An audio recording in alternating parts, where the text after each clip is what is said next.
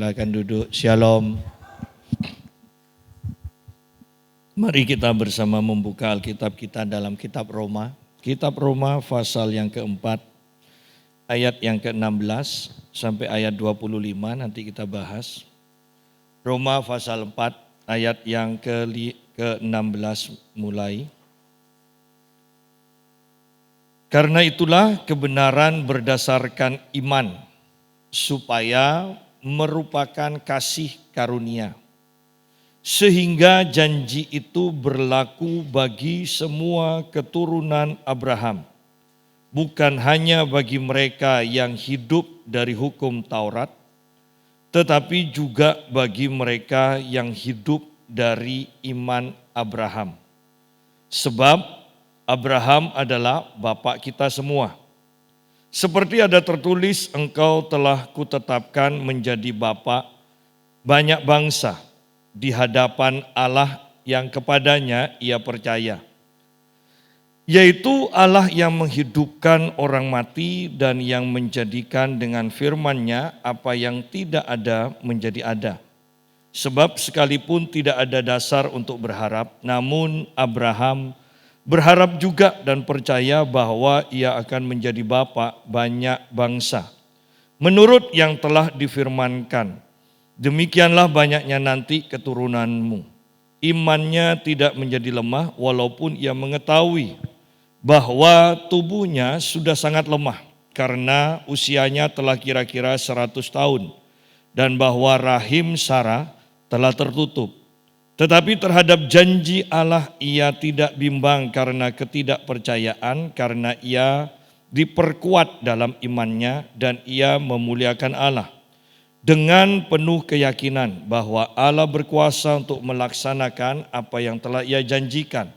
Karena itu hal ini diperhitungkan kepadanya sebagai kebenaran. Nah, nanti kita akan melihat bahwa iman Abraham yang diperhitungkan sebagai kebenaran oleh Allah ini, itu juga akan menjadi contoh bagi iman kita untuk keselamatan.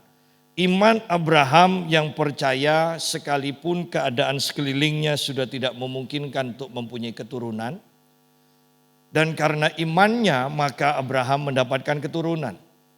Demikian seperti cara iman Abraham bekerja, demikianlah nanti kita akan melihat bahwa iman kita pun akan bekerja untuk mendapatkan keselamatan kita. Ya, sama. Dan Abraham adalah teladan kita.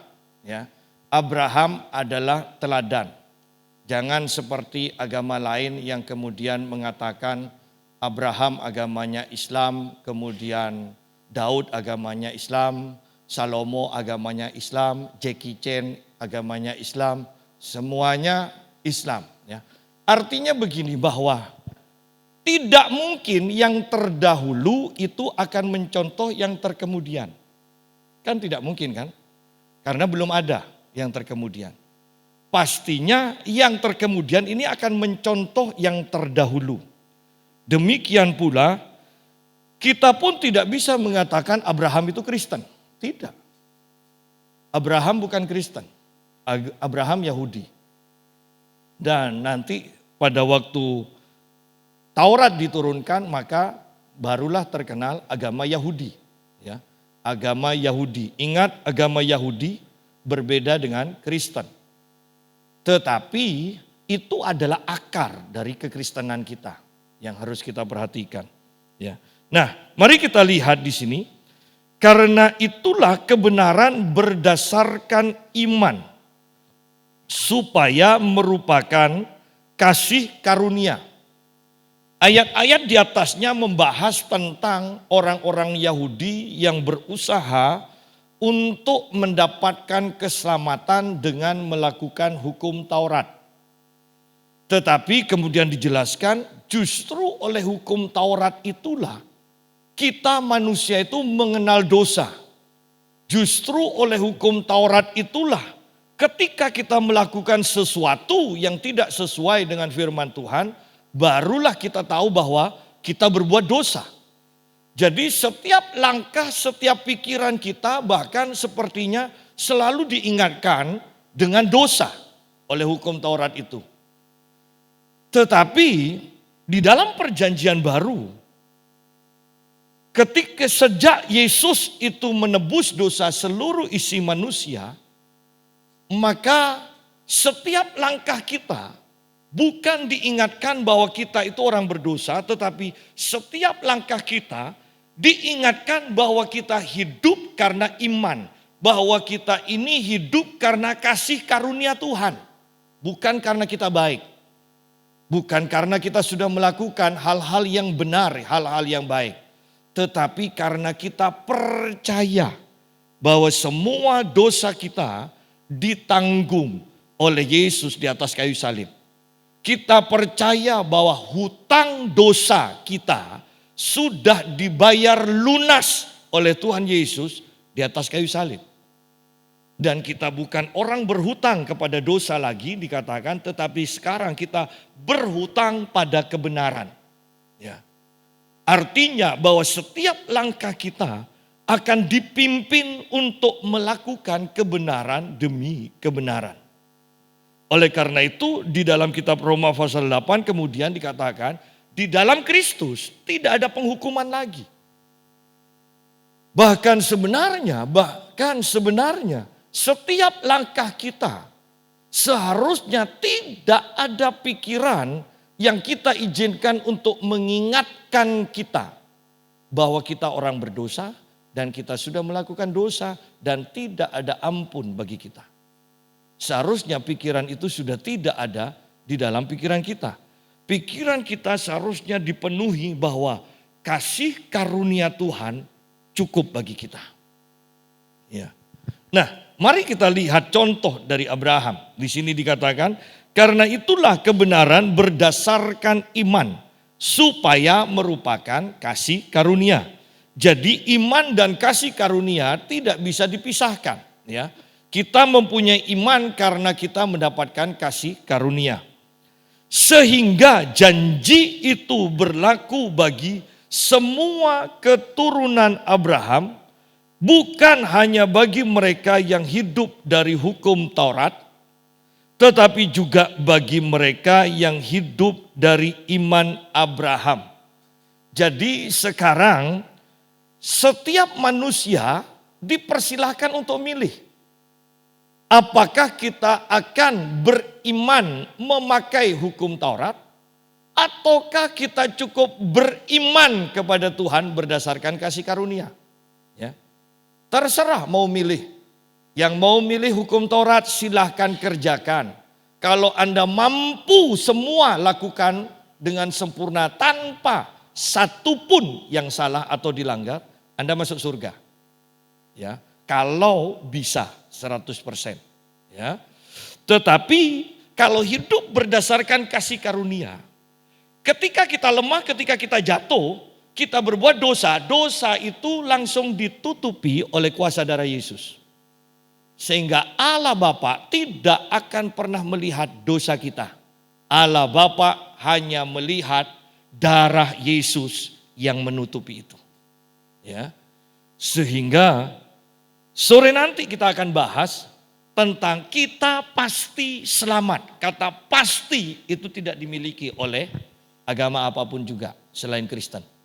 Ya. Pasti. Nanti kita akan bahas di pasal yang kelima. Mari kita lihat kembali sekarang. Sebab Abraham adalah bapak kita semua seperti ada tertulis. Engkau telah kutetapkan menjadi bapak banyak bangsa. Ya. Artinya orang-orang yang Yahudi yang melakukan hukum Taurat dan orang yang hidup berdasarkan iman Abraham, yaitu kita ini orang Kristen. Yaitu di hadapan Allah yang kepadanya ia percaya. Di hadapan Allah yang kepadanya ia percaya. Yaitu Allah yang menghidupkan orang mati dan yang menjadikan dengan firman-Nya apa yang tidak ada menjadi ada. Bahwa yang pertama yang harus kita catat di sini, Abraham percaya kepada Allah. Yang kedua, Abraham percaya kepada firman-Nya. Dan dua pribadi ini sangatlah luar biasa. Allah digambarkan Allah yang mampu membangkitkan orang yang sudah mati. Ya, ini Allah yang kita percaya. Yang kedua, firman-Nya mampu mengadakan yang tidak ada menjadi ada. Anda bisa bayangkan kepercayaan Abraham kepada Allah seperti ini. Dan kita mengaku loh bahwa kita keturunan Abraham yang seharusnya juga mempunyai iman seperti Abraham. Percaya kepada Allah yang mampu membangkitkan orang yang sudah mati. Percaya kepada firman-Nya yang mampu mengadakan yang tidak ada menjadi ada. Inilah iman Abraham. Bagaimana dengan iman kita? Yang kita selalu mengaku kita ini keturunan Abraham secara iman. Apakah iman kita juga seperti Abraham? Ingat, kalau namanya keturunan harus ada mirip-miripnya. Ya kan? Kalau tidak ada miripnya berarti anak tetangga. Ya. Nah, kalau kita mau jujur, kebanyakan dari orang yang mengaku Kristen tidak mirip loh dengan imannya Abraham. Ya. Pernahkah kita mencoba kalau sakit kepala tidak minum obat? Kita mengandalkan Allah, kita mengandalkan firman-Nya. Sakit kepala loh, belum berbicara jantung, kanker, segala macam. Ya. Pernahkah kita mengandalkan Allah? Pernahkah kita mengandalkan firman-Nya? Percaya, mendeklarasikan bahwa firman ini terjadi atas hidup kita. Pernahkah? Pernahkah kita percaya kepada Allah ketika kita mengalami kebangkrutan, masalah keuangan? Pernahkah kita percaya kepada firman-Nya ketika kita mengalami kebangkrutan atau masalah dalam keuangan? Ataukah kita mengandalkan manusia yang pada ujung-ujungnya Alkitab mengatakan celakalah, terkutuklah orang yang mengandalkan manusia. Tetapi toh itu yang sering kita lakukan, mengandalkan manusia. Sehingga tanpa sadar kemudian kita mengatakan, mengapa ya hidupku kok seperti ini? Padahal aku sudah ibadah, aku sudah lakukan ini, aku lakukan imanku seperti ini. Tapi kok masih seperti ini? Karena Anda mengandalkan manusia. Dan kebanyakan orang berkata, kan wajar namanya punya kenalan. Ya. Oh tidak wajar ketika kita sampai mengandalkan kenalan kita. Karena Allah kita adalah Allah yang cemburu. Di mana dialah seharusnya yang menjadi andalan kita. Itu dari pihak Tuhan. Ya. Tuhan sama sekali tidak senang ketika umatnya mengandalkan yang lain dibandingkan mengandalkan Dia. Ya, itu dari pihak Tuhan. Nah, kembali sekarang pada pembahasan kita.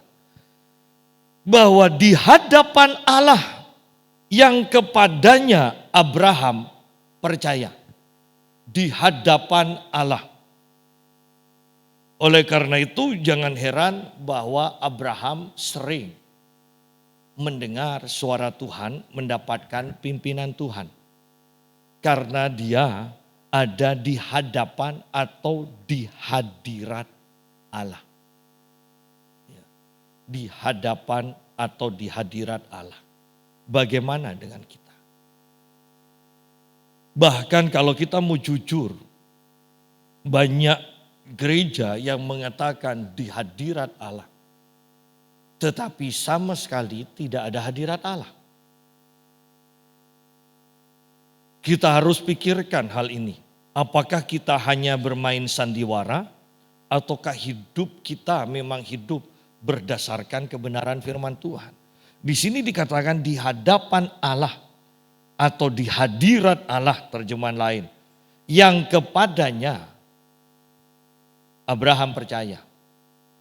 Sangat mudah untuk punya iman ketika kita ada di hadirat Tuhan. Atau sangat mudah beriman ketika Tuhan menyatakan hadiratnya. Ya. Bahkan orang yang terbiasa dengan hadirat Tuhan, kalau beberapa waktu Tuhan mengambil atau memang mengizinkan kita tidak merasakan hadiratnya, kita bingung loh. Kita bingung. Oleh karena itu penting sekali kita membangun hadirat Tuhan di hadapan kita setiap waktu. Di hadapan Allah yang kepadanya Abraham percaya, yaitu Allah yang seperti apa? Allah yang menghidupkan orang mati. Oleh karena itu kita tidak perlu takut dengan kematian. Banyak orang takut dengan kematian. Setelah ini aku kemana? Ya, banyak yang ditakutkan sebenarnya itu. Tetapi di sini kita tahu Allah yang menghidupkan orang mati. Lebih lagi Yesus memperkenalkan dirinya Alfa dan Omega, yang awal dan yang akhir. Ya. Allah yang menghidupkan orang yang mati dan yang menjadikan dengan firman-Nya apa yang tidak ada menjadi ada. Apa yang tidak ada menjadi ada. Ya. Dengan dua pernyataan ini saja kita sudah seharusnya tenang hidup kita. Menghadapi apapun, kapanpun kita seharusnya tenang. Allah yang menghidupkan orang mati. Kan kalau sudah mati itu berbicara tentang sudah tidak ada harapan, tidak ada tindakan lagi, selesai, tamat, sudah. Titik, bukan koma. Ya, sudah itu. Tetapi ternyata bagi Allah tidak pernah selesai. Selalu ada kemungkinan, selalu ada hal yang bisa dia kerjakan, hal yang bisa dia ubah. Itulah Tuhan kita. Ya. Allah yang menghidupkan orang mati dan yang menjadikan dengan firman-Nya apa yang tidak ada menjadi ada. Oleh karena itu, hal menggandakan itu sangat mudah bagi Allah. Iya kan? Menggandakan. Ingat waktu Elisa ada janda seorang nabi yang kekurangan, maka itu bukan mengadakan. Itu menggandakan karena minyaknya ada walaupun sedikit. Ya, janda yang merawat, yang memelihara Elia itu menggandakan. Di sini firman ini masuk lebih dalam lagi, bukan menggandakan. Oleh karena itu 5 roti untuk 5.000 orang itu hal yang biasa karena itu menggandakan. Tetapi ini bahkan di sini firman-Nya mengatakan firman menjadikan dengan firman-Nya apa yang tidak ada menjadi ada. Kita harus sungguh-sungguh mendalami ayat ini. Ketika kita mendalami, merenungkan, memperkatakan, merenungkan, memperkatakan, merenungkan, memperkatakan sampai istilahnya ayat ini mendarah daging dengan kita. Atau istilahnya, istilah Alkitabnya menjadi daging dalam kita, maka Anda akan menjadi orang yang paling tenang menghadapi apapun juga. Ya. Ayat yang ke-18. Dasarnya adalah 2 pernyataan ini ya.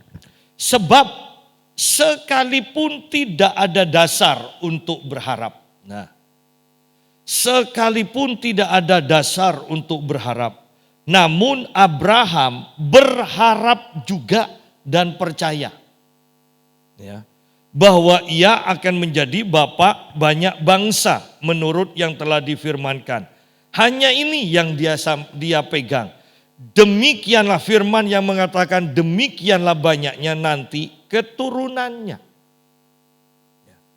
Hanya dengan pernyataan ini ya,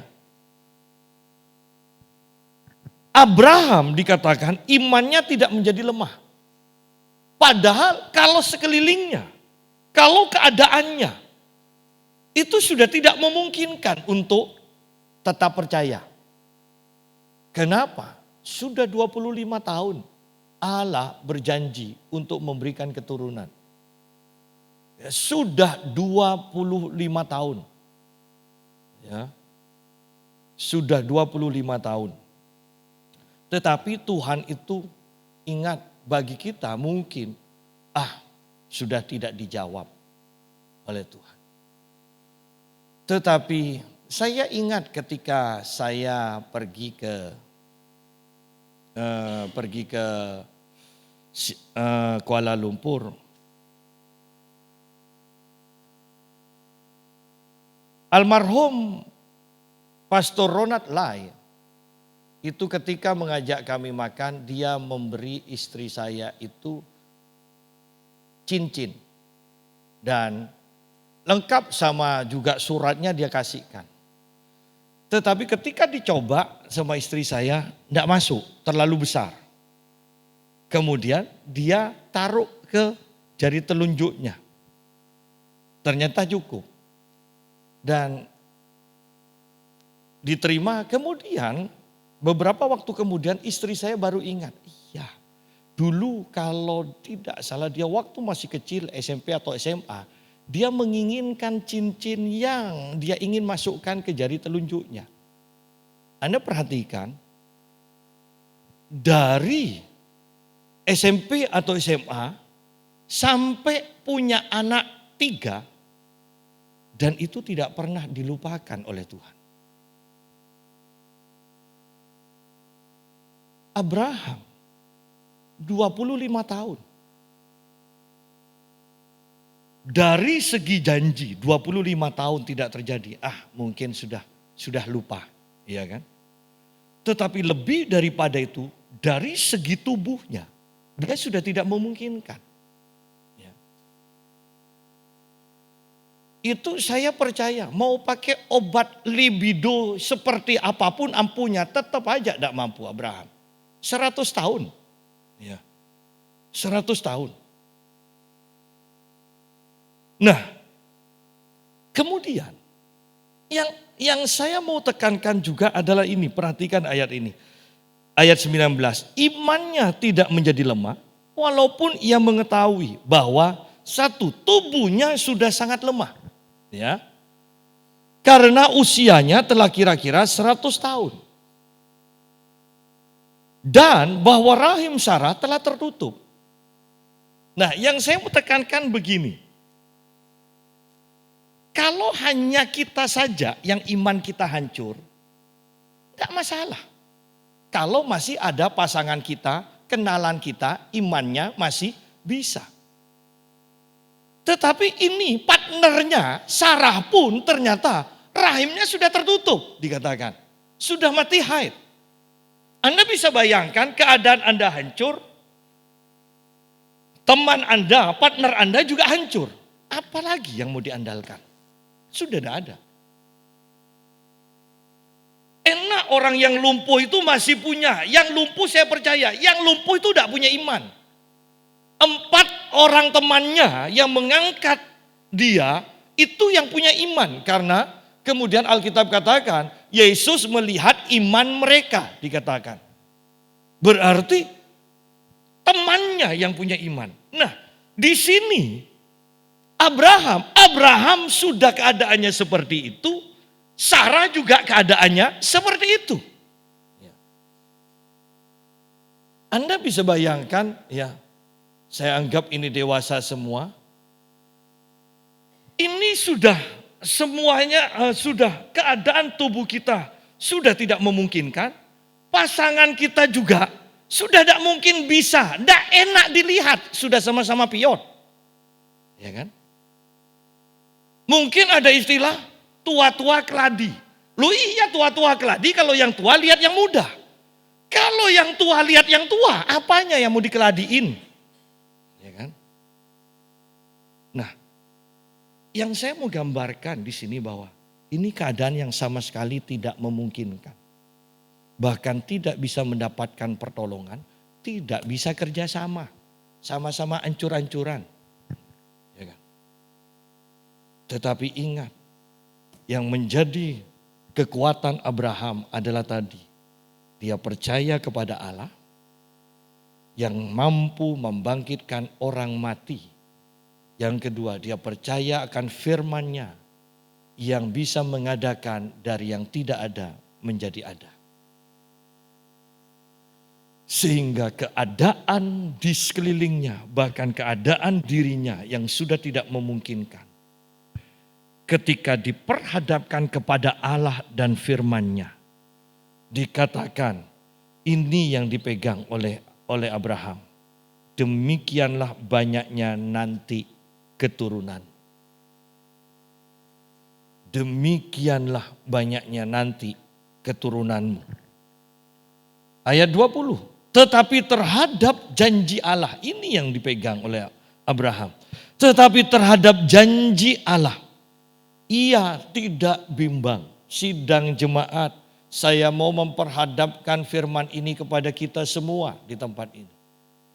Kalau ada yang bimbang, biarlah firman ini menguatkan kita kembali. Yang ada di sini, terhadap janji Allah, Abraham tidak bimbang. Terhadap janji Allah, jemaat GPPS Pamekasan tidak bimbang. Karena kita percaya kepada Allah yang mampu membangkitkan orang mati. Kita percaya kepada firman-Nya yang mampu mengadakan dari yang tidak ada menjadi ada. Dan Dia berfirman kepada kita, jangan takut, jangan bimbang, sebab aku menyertai engkau. Aku akan memberi dengan tangan kananku, aku memberi kemenangan kepadamu. Tuhan berjanji. Tuhan berjanji dan Abraham tidak bimbang. Dan Tuhan berjanji, kalau kita keturunan Abraham, maka kita juga tidak bimbang. Tuhan berjanji. Saya tekankan ini. Tuhan berjanji. Tetapi terhadap janji Allah, ia tidak bimbang karena ketidakpercayaan. Ya, ini satu paket. Kalau tidak percaya pasti bimbang. Kalau bimbang berarti tidak percaya. Ya, ini satu paket. Tetapi terhadap janji Allah, Abraham tidak bimbang karena ketidakpercayaan. Malah ia diperkuat dalam imannya dan ia memuliakan Allah. Terjemahan lain mengatakan malah ia memperkuat imannya sambil memuliakan Allah, sambil memuji Allah. Jadi pujian-pujian kita itu akan membangun iman kita. Minimal Anda mungkin katakan, kalau pagi hari baca Alkitab males. Ya. Saya tidak mengizinkan itu terjadi ya. Tetapi kalaupun itu terjadi, ada cara yang sederhana yang bisa Anda lakukan. Yaitu menyanyi dengan suara keras. Menyanyi dengan suara keras. Memangnya gereja itu menaikkan di gereja disuruh dipimpin puji-pujian untuk apa? Di rumah sudah tidak mendeklarasikan firman. Ya cara satu-satunya ya sudah. Ini sudah jalan terakhir. Ya, jalan terakhir. Kalau nyanyi itu yang keras. Itu sama aja dengan mendeklarasikan iman kita. Itu akan membangun iman kita. Itu ketika kita memuliakan Tuhan dengan suara yang keras, mata hati kita tertuju kepada Tuhan, suara kita didengar sehingga membangkitkan iman kita, maka Anda sedang memasuki atmosfer mujizat. Jangan takut, jangan malu ketika menyanyi dengan suara yang keras. Ya. Kalau Anda mengatakan, Anda mendengar dalam pikiran Anda, suaramu jelek, fales, jangan terlalu keras. Anda boleh dengan suara keras mengatakan, setan, pergi engkau dari pikiranku. Paling nanti di sampingnya, ada apa kamu teriak tadi kok nyuruh setan pergi. Beritahu ke orang-orang di sampingmu. Ini loh setan mau masukkan pikirannya kepada pikiranku. Anda harus memuji dengan suara keras. Saya tidak bisa membayangkan keadaan Abraham.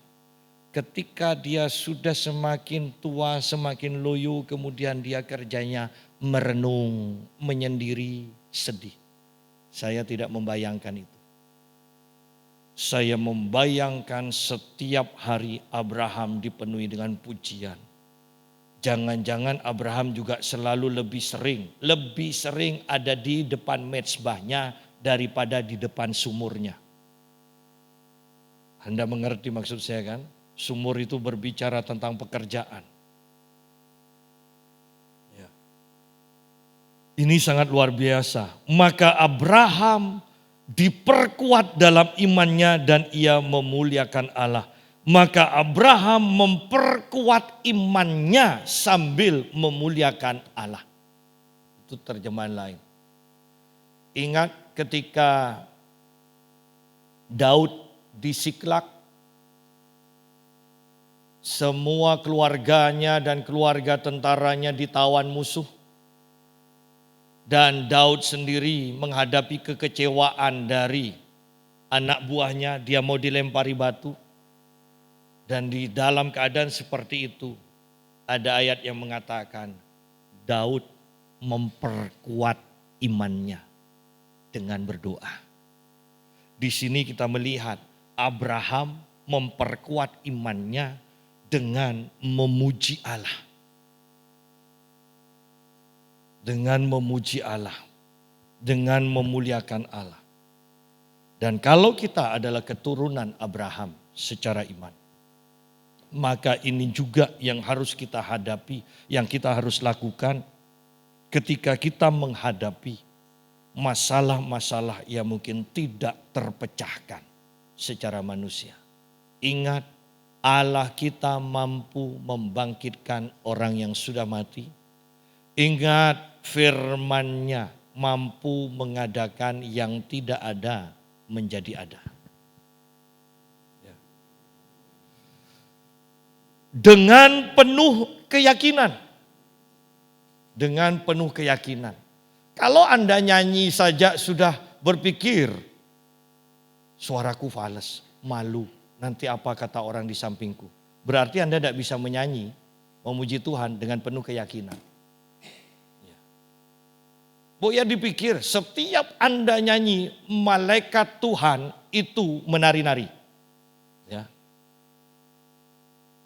Karena mereka mendengarkan secara roh. Biarlah roh kita juga yang didengarkan. Ya. Suara kita itu untuk membangkitkan iman kita sendiri. Bukan untuk menyenangkan orang lain. Saya tekankan itu. Nah, dengan penuh keyakinan bahwa Allah berkuasa untuk melaksanakan apa yang telah Ia janjikan. Dengan penuh keyakinan bahwa Allah berkuasa untuk melaksanakan apa yang telah Ia janjikan. Yang penting itu adalah kita itu menghadap kepada Tuhan. Ada di hadapan Tuhan yang Maha Kuasa itu dan terus bertekun untuk mendengar, mendapatkan suara Tuhan, janji Tuhan bagi kita. Itu saja. Setelah mendapatkan janji firman Tuhan itu, pegang terus sampai itu terjadi dalam kehidupan kita.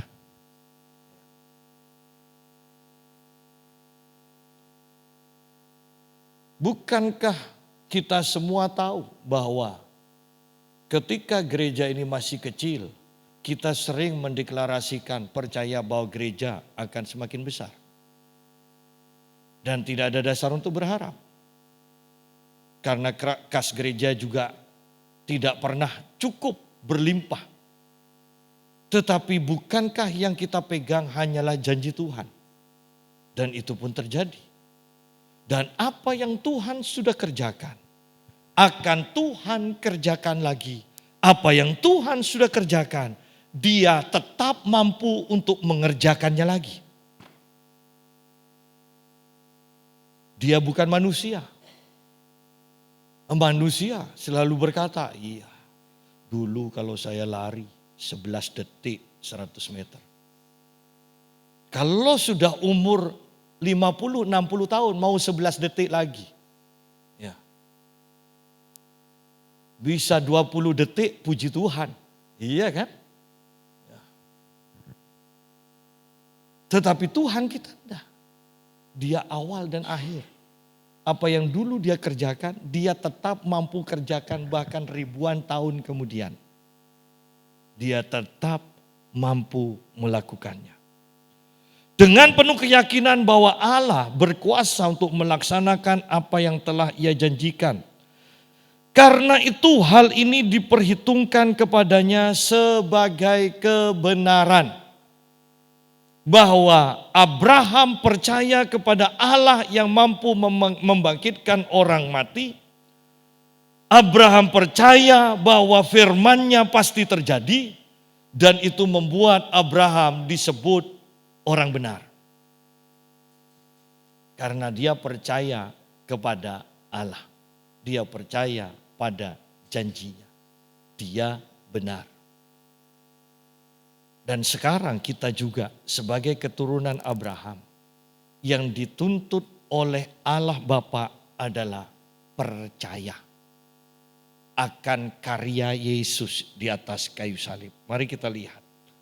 Ayat 23. Kata-kata ini yaitu hal ini diperhitungkan kepadanya. Tidak ditulis untuk Abraham saja. Ingat, Abraham dibenarkan karena dia percaya kepada Allah, karena iman. Tetapi ditulis juga untuk kita.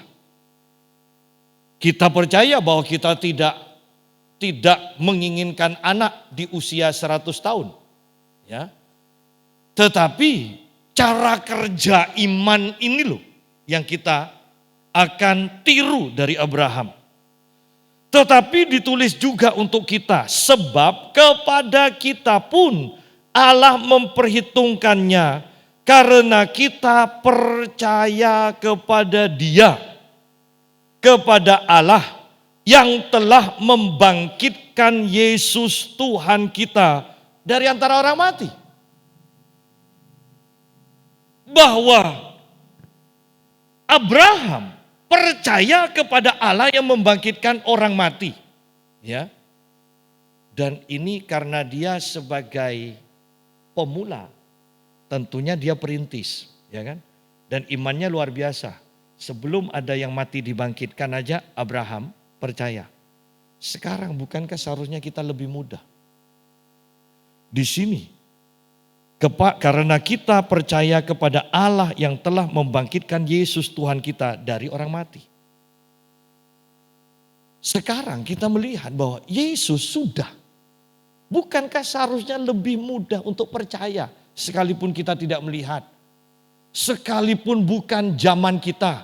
Tetapi itu sejarah saja mencatat. Mengapa kita lebih percaya dengan sejarah Diponegoro, Imam Bonjol. Sedangkan kepada Yesus kita tidak percaya. Ini sejarah, artinya benar. Benar-benar terjadi. Kalau Abraham saja bisa percaya sebelum itu terjadi.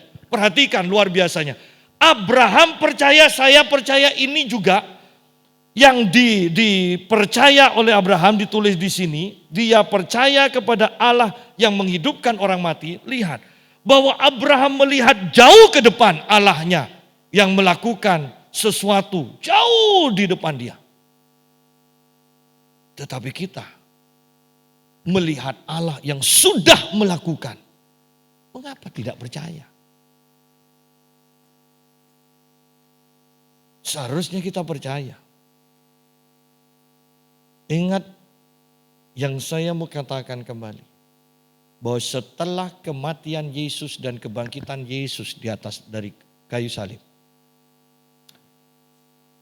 manusia akan mengalami murka Allah bukan karena dia berdosa. Bukan karena berbuat dosa, tetapi karena dia tidak percaya akan pengorbanan Yesus. Bahwa semua hutangnya sudah dibayar lunas. Bahwa Allah sudah menumpahkan semua murkanya di atas kayu salib, di atas tubuh Yesus. Sehingga bagi orang yang percaya, maka Allah tidak punya murka lagi untuk dilampiaskan kepada kita. Ketika kita berhadapan dengan Allah, maka kita akan selalu berhadapan dengan kasih setia Allah. Bukan dengan murka Allah.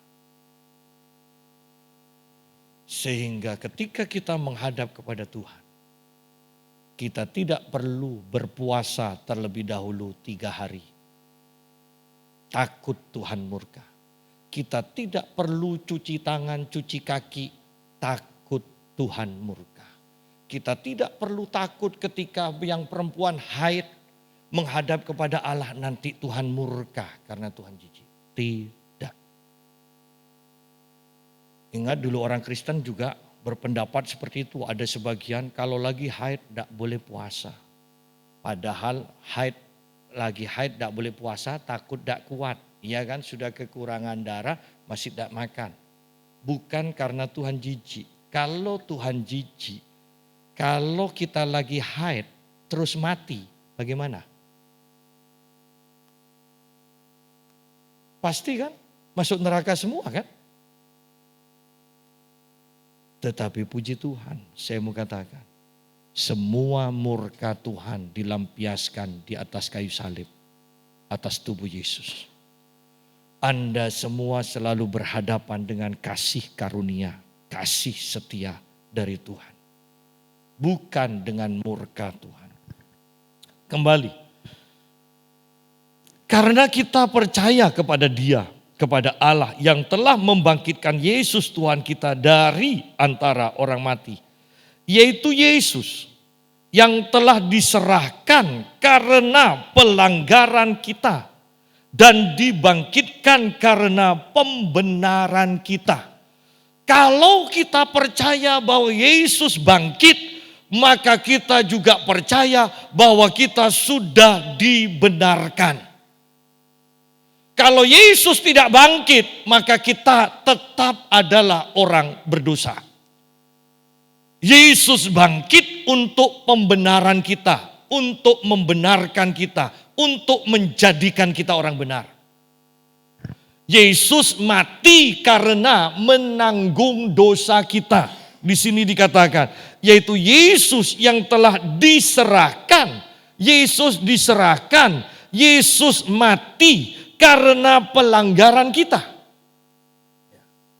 Bahwa akibat dosa adalah kematian. Dan itu sudah ditanggung oleh Tuhan Yesus. Setelah dosa dibayar, maka kita itu dibenarkan. Ya kan? Kalau hutang kita sudah dibayar, maka kita akan disebut orang yang tidak berhutang. Sama ketika di sini dosa kita sudah dibayar, maka kita disebut orang benar. Kalau kita masih selalu mengatakan kita orang berdosa, maka kita menyangkali karya Yesus di atas kayu salib. Semuanya sudah dibayar lunas. Hanya orang yang bodoh yang mengaku dia punya hutang padahal hutangnya sudah lunas, ya kan? Orang yang punya hutang aja inginnya cepat-cepat dilunasi supaya tidak disebut orang yang suka ngutang atau orang yang punya utang. Kita inginnya orang yang bebas tidak punya pinjaman. Herannya orang Kristen, dosanya sudah ditebus, sudah ditanggung, dibayar lunas. Tapi ribuan tahun orang-orang Kristen tetap mengakui dan selalu berdoa di hadapan Allah yang sudah berkarya, yang sudah menebus. Tuhan, lihat aku orang berdosa ini. Anda bisa bayangkan hati Tuhan? Tuhan yang sudah membayar lunas. Dan kita di hadapan Tuhan mengatakan, Tuhan lihatlah aku orang berdosa ini. Kelihatannya doa yang rendah hati. Tetapi saya mau katakan, itu doa orang yang tidak percaya.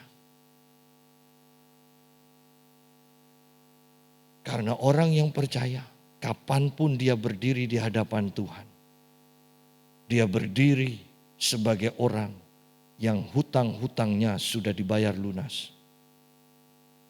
Dia berdiri sebagai orang yang sudah ditebus dan dibenarkan. Bukan orang berdosa lagi. Banyak orang yang tidak percaya, banyak orang yang berusaha untuk menjadi orang benar. Berusaha itu tidak mungkin. Itu sama dengan Abraham dan Sarah ingin punya anak dengan kekuatannya sendiri. Perhatikan di sini. Sama.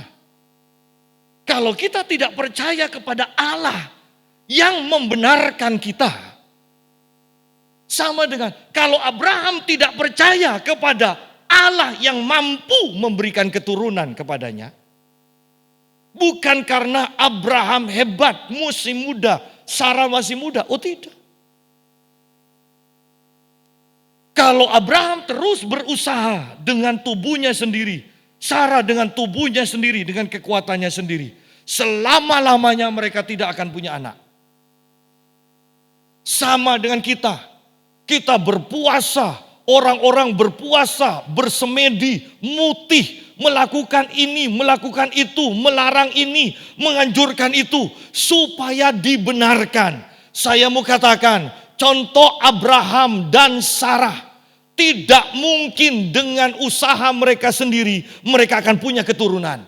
Manusia yang berdosa, tidak mungkin dengan usahanya sendiri, mampu menghapus dosanya dan menjadi orang benar.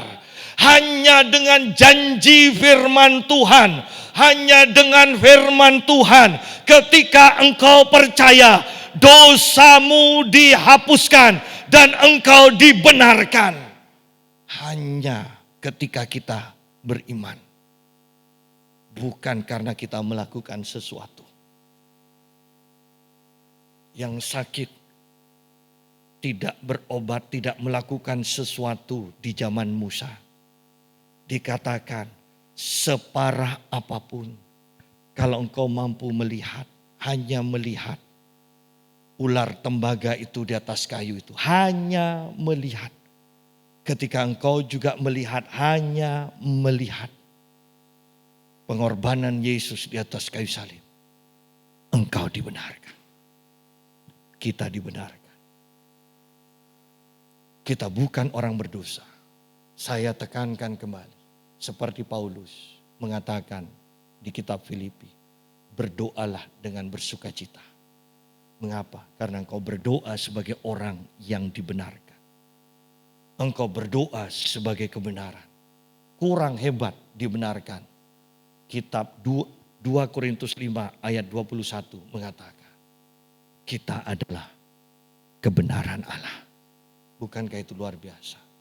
Kiranya perjamuan kudus ini memampukan kita untuk melihat pengorbanan Yesus yang akan membuat kita memandang diri kita sebagai orang benar, bukan orang berdosa. Haleluya.